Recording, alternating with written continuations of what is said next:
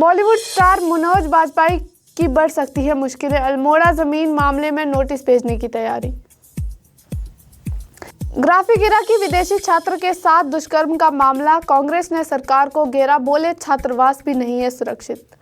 Dehradun car accident में घायल की हालत में सुधार, बातों पर दे रहे प्रतिक्रिया उस काली रात का सिदेश ही गवाह। 6 किलो गांजे के साथ एक तस्कर अरेस्ट, लाखों में आंकी जा सकती थी कीमत। मौसम बदलने से पहाड़ों पर कड़ाके की ठंड, मौसम विभाग ने 3 जिलों के लिए जारी किया अलर्ट। नमस्कार, आप देख रहे हैं उत्तराखंड टाइम और मैं हूं आपके साथ समृद्धि खजूरिया। नजर डालेंगे आज की खबरों पर। बॉलीवुड स्टार मनोज बाजपेयी कानूनी पचड़े में फंस सकते हैं। अल्मोड़ा जमीन खरीद मामले में उन्हें नोटिस भेजे जाने की तैयारी की जा रही है। बता दें कि उत्तराखंड में बाहरी व्यक्तियों की जमीन खरीद फरोख्त की जांच पूरी हो गई है। अब जमीन खरीदने वालों को नोटिस भेजा जाने की कार्रवाई की जा रही है। उत्तराखंड में बाहरी व्यक्तियों की जमीन खरीद फरोख्त मामले की जांच के दौरान बॉलीवुड स्टार मनोज बाजपेयी का नाम भी सामने आया है। इस जांच में सामने आए नामों की लिस्ट तैयार अब कर ली गई है, उन्हें नोटिस भी भेज रहे हैं। इसी कड़ी में मनोज बाजपेयी को भी नोटिस भेजने की तैयारी की जा रही है। आपको बता दें कि बीते महीने सीएम धामी ने बाहरी राज्यों के लोगों द्वारा उत्तराखंड में खरीदी गई जमीनों का ब्यौरा तलब किया था। इसी रिपोर्ट सभी जिलों से शासन के निर्देश पर भेजी गई थी, जिसमें अल्मोड़ा जिले में भी 23 ऐसे चिन्हित किए गए थे, जिसमें 11 के नाम सार्वजनिक किए जा चुके हैं। बाकी सभी को नोटिस भेजने की तैयारी की जा रही है, जिसमें फिल्म स्टार मनोज बाजपेयी का नाम भी शामिल है।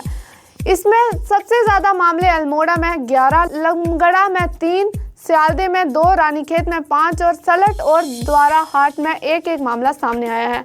प्रशासनिक अधिकारियों का कहना है कि इन सभी को नोटिस जारी करने की प्रक्रिया चल रही है, जिसके बाद संबंधित को जवाब देने का समय तय किया जाएगा। अगर संतोषजनक जवाब नहीं मिलता है तो फिर भूमि को नियमित करने की कार्रवाई की जाएगी। आपको बता दें कि मुंबई के उद्योगपति की भी भूमि जब्त हो गई है।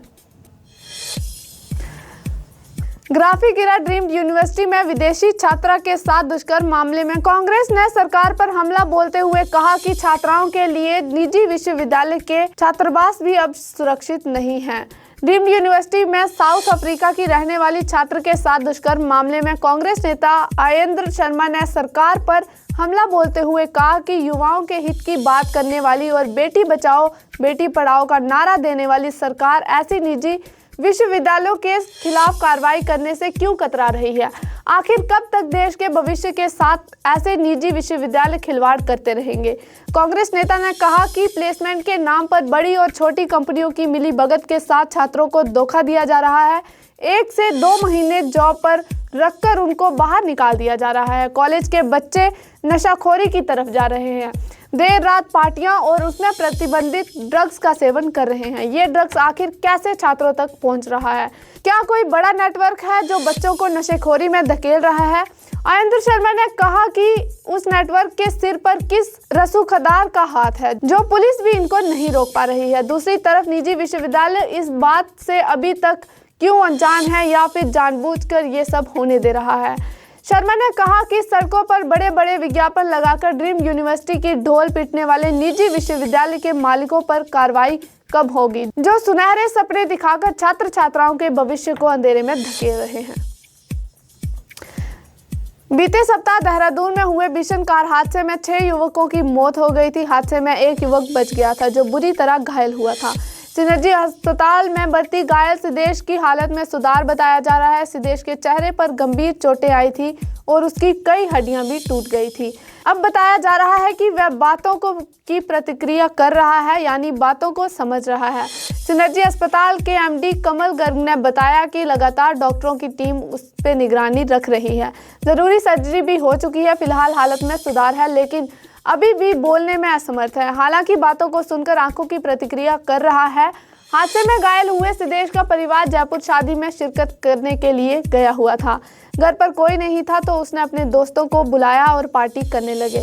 पार्टी करने के बाद से सभी दोस्त कहाँ जा रहे थे, ये अभी तक किसी को पता नहीं है। हादसे की खबर मिलने के बाद सिदेश का परिवार भी रास्ते से ही लौट आया। उन्हें ये दुखद खबर हाथरस पहुंचने पर मिली थी। सिदेश ने झारखंड में अपने घर पर ही पार्टी रखी हुई थी।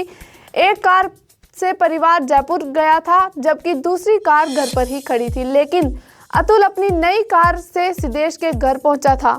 ऐसे में सभी ने शायद उसकी कार में ही शहर में घूमने का इरादा किया और घर से निकल गए।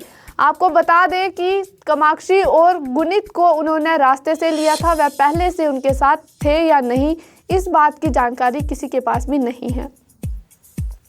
नशा तस्करों के खिलाफ देहरादून पुलिस अभियान चलाए हुए है। पुलिस ने बीते दिन पहले पटेल नगर क्षेत्र से एक तस्कर को अरेस्ट किया है। आरोपी के पास से पुलिस ने 6 किलो 796 ग्राम अवैध गांजा बरामद किया है, जिसकी कीमत लाखों में बताई जा रही है।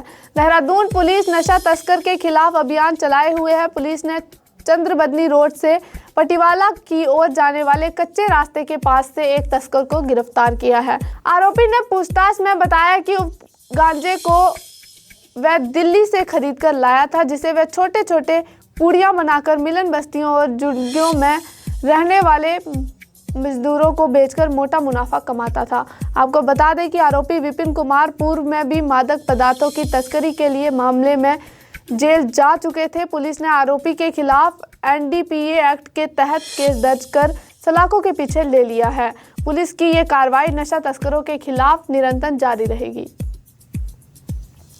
प्रदेश में मौसम ने करवट ले ली है और पहाड़ी इलाकों में कड़ाके की ठंड पड़ने लगी है। इस ठंड का असर अब प्रदेश में मैदानी इलाकों में भी देखने को मिल रहा है और मैदानी इलाकों में ठंड भी बढ़ने लगी है।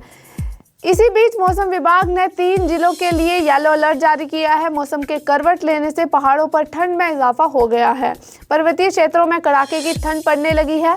मौसम विज्ञान केंद्र के निदेशक विक्रम सिंह के मुताबिक 20 नवंबर के बाद प्रदेश भर में तापमान की काफ़ी अंतर देखने को मिल सकता है। उत्तर पश्चिमी हवाएं भी तेज चलने लगी है। तापमान में गिरावट दर्ज किए जाने के आसार हैं। इसके साथ ही सुबह शाम भी ठंड के साथ ही अब दिन के समय में भी ठंड का एहसास होगा। मौसम विभाग द्वारा अगले कुछ दिनों के लिए प्रदेश के 3 मैदानी जिले कोहरों का येलो अलर्ट जारी किया गया है। मौसम विभाग के मुताबिक बुधवार से सुबह के समय से हरिद्वार, रुड़की और उधम सिंह नगर में घना कोहरा छाने की संभावना है। इसके लिए 20 से 22 नवंबर तक येलो अलर्ट जारी किया गया है। बाकी की तमाम खबरों के लिए देखते रहें उत्तराखंड टाइम। धन्यवाद।